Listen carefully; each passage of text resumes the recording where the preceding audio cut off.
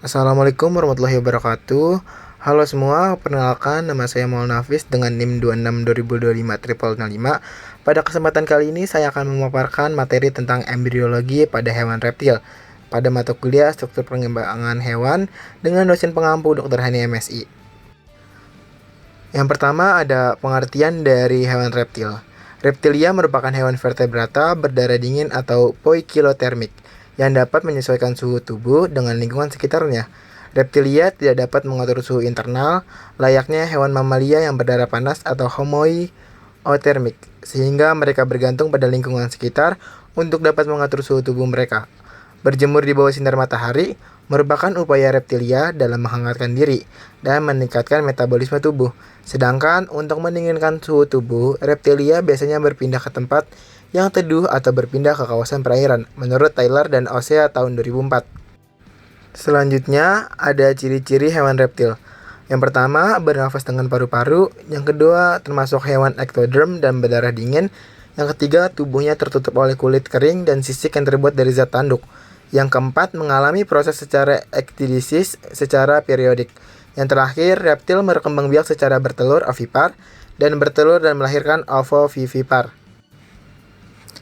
Selanjutnya ada klasifikasi hewan reptil. Hewan reptil termasuk kingdom Animalia, filumnya Chordata, subfilumnya Vertebrata, dan kelasnya Reptilia. Ordonya Squamata, Testudinata, Crocodilia, dan Rhynchocephalia.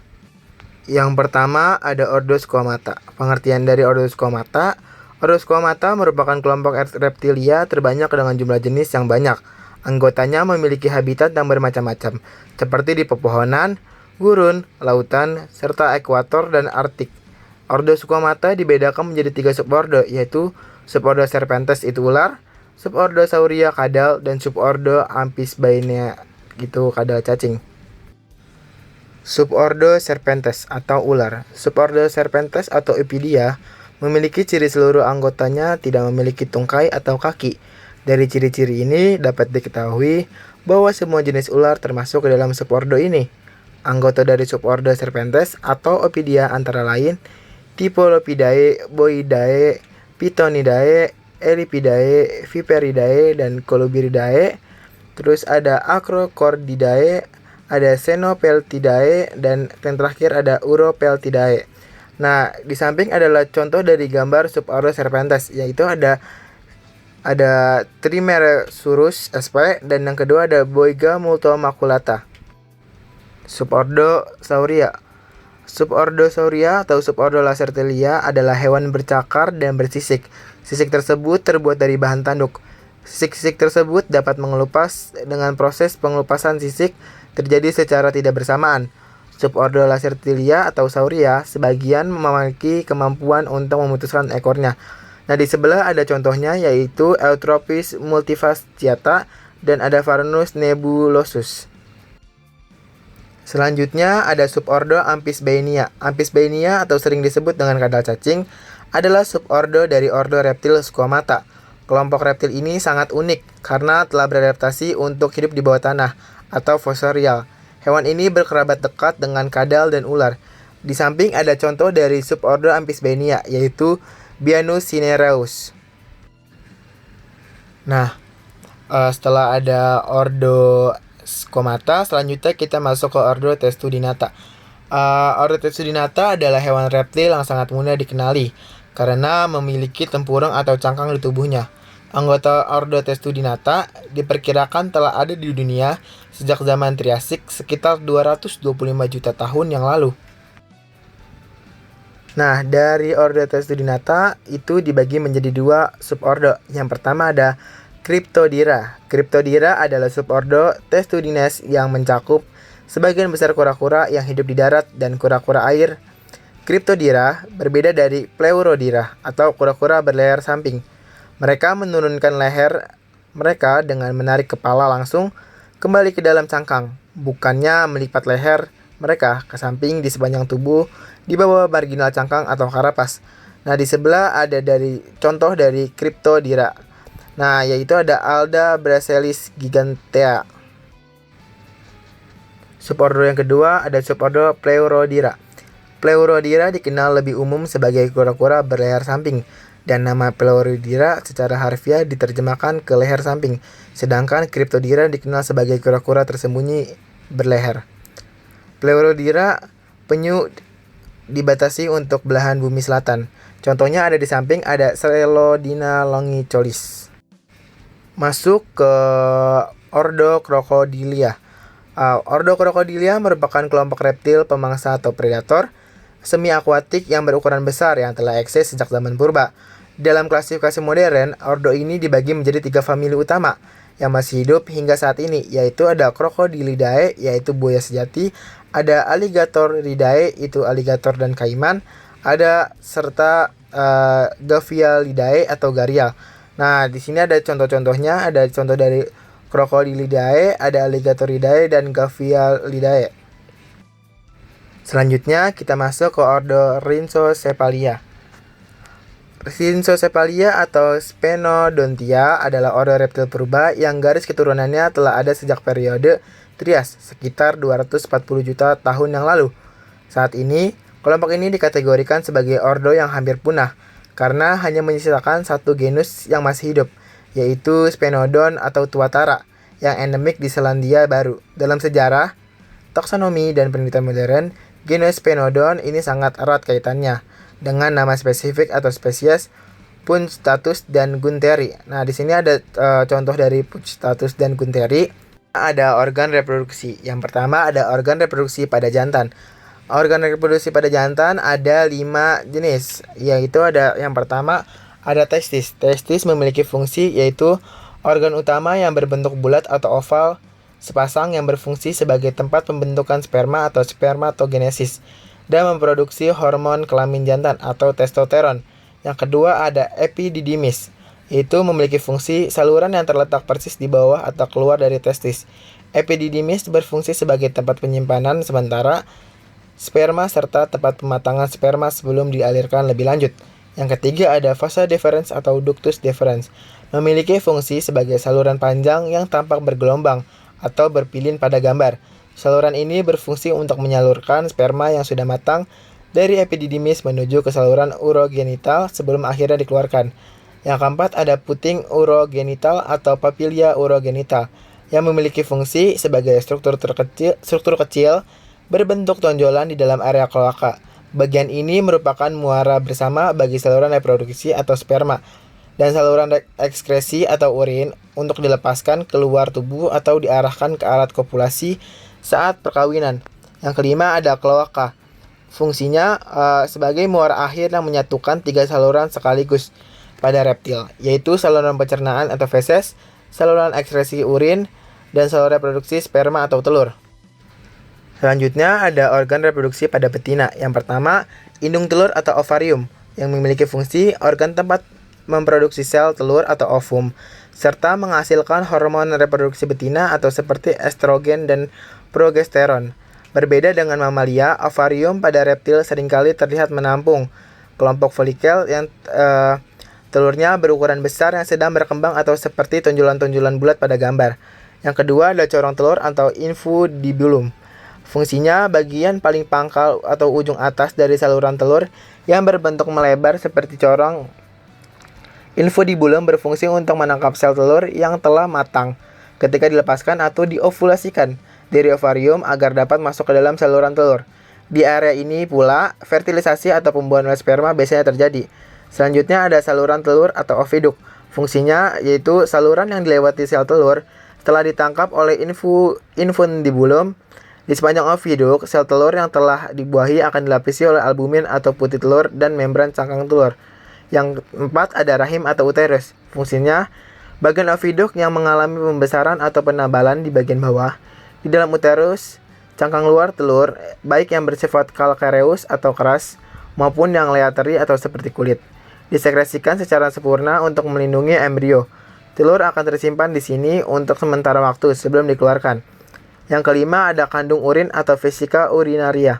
Fungsinya, kantung yang berfungsi menampung urin dari ginjal sebelum dibuang. Letaknya berada di dekat muara saluran reproduksi dan pencernaan menuju kloaka. Yang keenam ada puting urogenital dan kloaka. Puting urogenital yaitu Tonjolan atau saluran tempat bermuaranya produk dari sistem ekskresi dan reproduksi sebelum masuk ke ruang terbuka. Kloaka. Kloaka adalah muara tunggal paling akhir yang menghubungi 3 sistem tubuh sekaligus.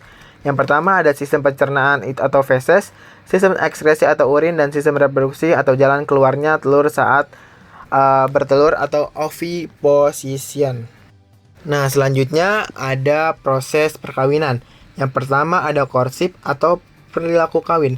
Jantan menampilkan sinyal visual atau warna atau delap, kimia atau feromon, atau akustik. Contohnya ada iguana menganggukkan kepala, ular melilit betina. Selanjutnya ada peneluran atau melahirkan. Ini ada contoh-contoh hewannya, ada ovovivipar, ovipar, dan vivipar. Ovipar itu bertelur, ovovivipar itu telur menetas di dalam tubuh induk, dan vivipar itu embrio mendapat nutrisi dari induk melalui plasenta sederhana. Nah, yang ketiga ada kopulasi. Kopulasi atau fertilisasi internal. Jantan memasukkan hemipenis atau penis ke kloaka betina. Pada ular, sperma dapat tersimpan bertahun-tahun atau sperm storage. Nah, di sini ada sketsa dari fertilisasi internal pada hewan reptil. Nah, selanjutnya ada musim kawin. Biasanya terkait musim atau suhu optimal. Di daerah tropis lebih fleksibel, di daerah sedang umumnya musim semi panas atau kopulasi. Di sini ada contohnya yaitu musim kawin yang terjadi pada gecko. Selanjutnya ada fertilisasi.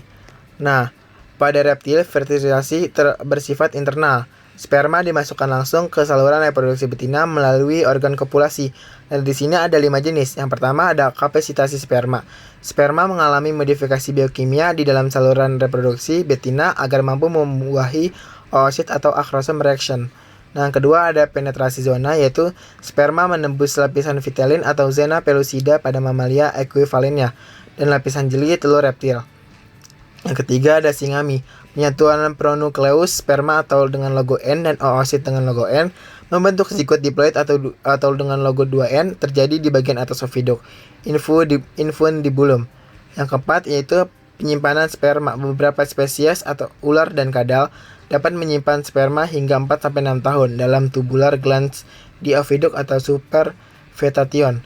Nah, yang terakhir ada polispermi pencegahan. Reaksi korteks cepat setelah fertilisasi mencegah masuknya sperma tambahan, memastikan diploidisasi normal. Nah, di sini ada tipe reproduksi secara pasca fertilisasi. Yang pertama dengan ovipar. Ovipar, telur dikeluarkan dari tubuh induk setelah fertilisasi. Cangkangnya terbentuk di uterus. Perkembangan embrionya bergantung suhu lingkungan. Contohnya, kebanyakan ular, kadal, buaya, kura-kura, telurnya mengandung kuning telur atau yolk besar sebagai sumber nutrisi. Yang kedua ada ovovivipar, yaitu telur tetap dalam tubuh induk sehingga menetas. Embrio mendapat nutrisi dari yolk saja, bukan dari induk langsung. Contohnya ada beberapa spesies ular yaitu boa dan piton. Kadal ada tiligoa dan induk memberikan perlindungan fisik bukan nutrisi aktif. Dan terakhir ada vivipar. Vivipar embrio berkembang dalam uterus dan mendapat nutrisi dari induk melalui plasenta sederhana atau plasentotropi. Contohnya ada beberapa spesies kadal yaitu ada mabuya dan salsides. Relatif langka pada reptil, lebih umum pada mamalia.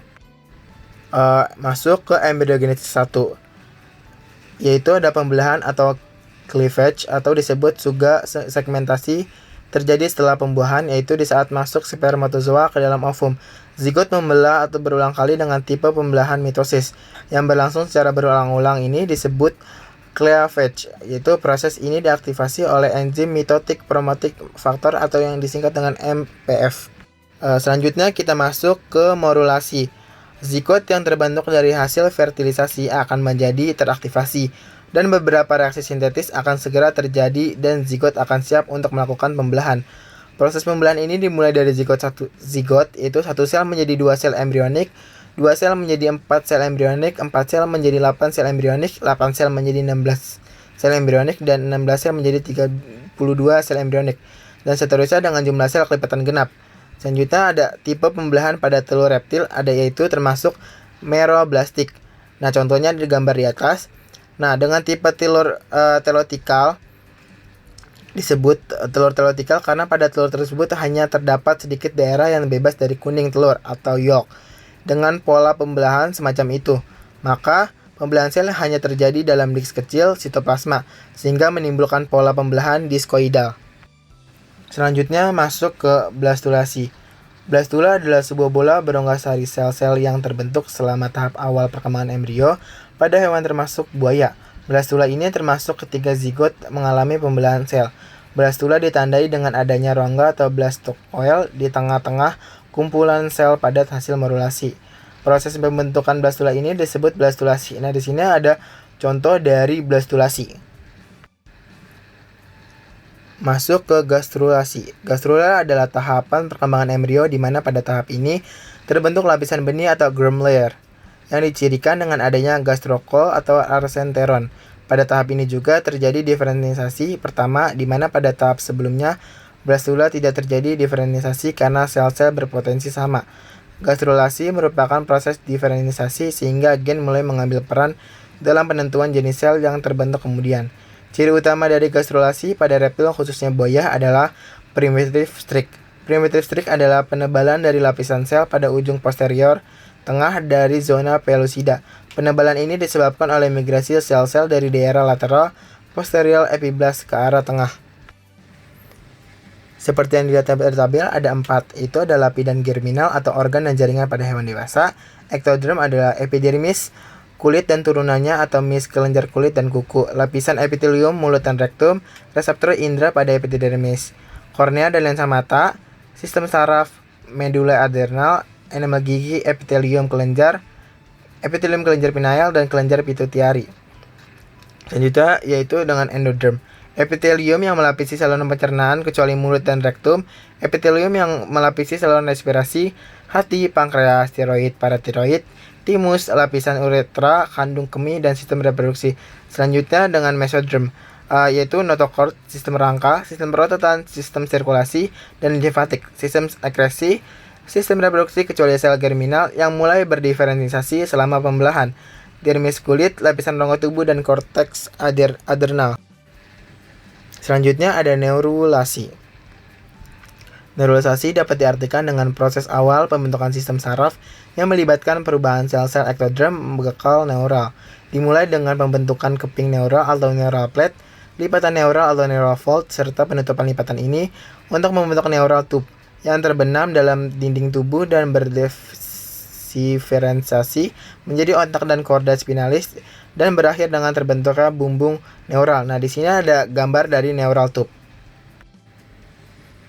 Pada hakikatnya, neuralasi terbagi menjadi 2 jenis berdasarkan bagaimana neural tube terbentuk, yaitu ada neuralasi primer dan sekunder. Nah, yang primer itu proses ini terjadi pada mamalia dan aves, di mana neural tube terbentuk akibat adanya proses pelekukan dan invaginasi dari lapisan endoderm neural yang diinisiasi oleh notochord. Yang kedua ada neurulasi sekunder. Proses neurulasi ini terjadi dengan ditandainya pembentukan neural tube tanpa adanya pelipatan ektoderm neural, melainkan pemisahan ektoderm neural dari lapisan ektoderm epidermis, baru kemudian membentuk neural tube. Di sini juga ada tahapan neurulasi. Nah, di sini ada 4, yaitu yang pertama pembentukan neural plate, yang kedua pembentukan neural fold, yang ketiga pembentukan neural groove, dan yang terakhir pembentukan neural tube. Lagi yaitu organogenesis. Organogenesis merupakan proses pembentukan organ tubuh atau disebut juga dengan morfogenesis karena meliputi pembentukan morfologi dari tubuh. Organogenesis memiliki 2 periode atau tahapan, yaitu ada periode pertumbuhan antara dan periode pertumbuhan akhir. Pada periode pertumbuhan antara, periode ini terjadi transformasi dan diferensiasi bagian-bagian tubuh embrio sehingga menjadi bentuk yang definitif yang khas bagi suatu spesies. Seperti pada katak adanya tingkat berudu.